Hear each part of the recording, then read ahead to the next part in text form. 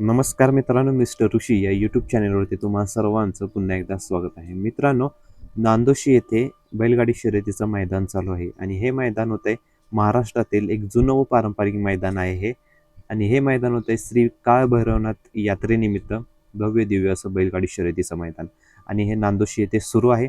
मित्रांनो, सुरुवात होताच गट क्रमांक 1 मध्ये गाडी पळाली आपला अखंड महाराष्ट्राचा लाडका देव बकासूर आणि त्याच्यासोबत पळाला नांदोशीकरांचा सरदार आणि दोघेही गट पास झालेले आहेत. तास क्रमांक 4 मधून गाडी पळाली.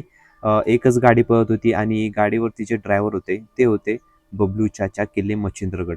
तर बबलू चाचा गाडीवर होते आणि बकासूर आणि नांदोशीकरांचा सरदार हा गट पास झालेला आहे. गट क्रमांक 1 मध्ये गाडी पळाली. तास क्रमांक 4 वरून ही गाडी पळाली.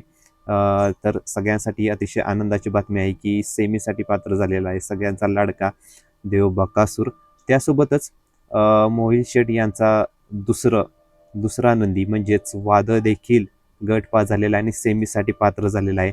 वादळ पळाला गट क्रमांक 12 मध्ये आणि वादळ सोबत होता मानघर पारगाव शिरवळकरांचा वादळ. म्हणजेच वादळची जोडी पळाली आणि ही जोडी झालेली आहे आज सेमीसाठी पात्र. त्यासोबतच मोहिल शेठ यांचा तिसरा नंदी म्हणजेच महाराज तो देखील सेमीसाठी पात्र झालेला आहे. म्हणजे तिन्ही नंदी आज सेमीसाठी पात्र झालेले आहे. सेमीमध्ये काय होईल कोणी काही सांगू शकत नाही.